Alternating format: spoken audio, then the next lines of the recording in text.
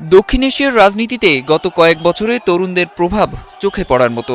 ২০২২ সালে শ্রীলঙ্কায় অর্থনৈতিক সংকটের জেরে প্রেসিডেন্ট গোটাবায়া রাজাপাকসেকে ক্ষমতা ছাড়তে বাধ্য করে গণ আন্দোলন। ২০২৪ সালে বাংলাদেশে ছাত্র জনতার আন্দোলনে ক্ষমতার পালাবদল ঘটে। পরের বছর নেপালেও তরুণদের আন্দোলনে পতন হয় সরকারের।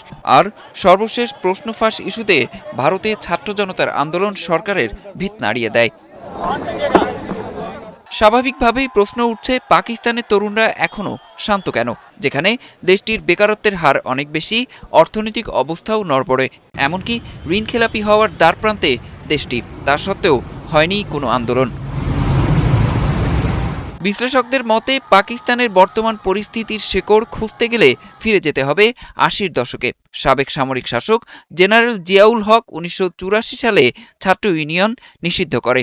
৪ দশক পরও সেই নিষেধাজ্ঞার প্রভাব পুরোপুরি কাটেনি। বিশেষজ্ঞরা বলছেন, দক্ষিণ এশিয়ার অন্য দেশগুলোর মতো বিশ্ববিদ্যালয় ভিত্তিক শক্তিশালী ছাত্র সংগঠন গড়ে না ওঠায় নতুন প্রজন্মের নেতৃত্ব বিকশিত হওয়ার সুযোগও সীমিত হয়েছে। এর সঙ্গে যোগ হয়েছে কঠোর নিরাপত্তা ব্যবস্থা। মানবাধিকার সংস্থা হিউম্যান রাইটস ওয়াচ বলছে, সাম্প্রতিক বছরগুলোতে পাকিস্তানে মত প্রকাশ, রাজনৈতিক সমাবেশ এবং নাগরিক সমাবেশের ওপর নজরদারি ও দমনপীড়ন বেড়েছে।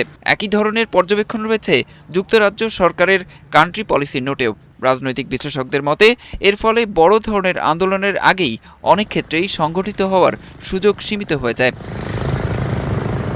তবে এর অর্থ এই নয় যে পাকিস্তানে কোনো আন্দোলনই হয় না। বেলুচিস্তান, পাকিস্তান শাসিত কাশ্মীর কিংবা ইমরান খানের সমর্থকদের আন্দোলন হয়েছে সেখানে, কিন্তু এসব আন্দোলন ছিল অঞ্চলভিত্তিক বা দলীয়, যা এখনও বাংলাদেশ কিংবা শ্রীলঙ্কার মতো সর্বস্তরের তরুণদের একত্রিত করতে পারেনি।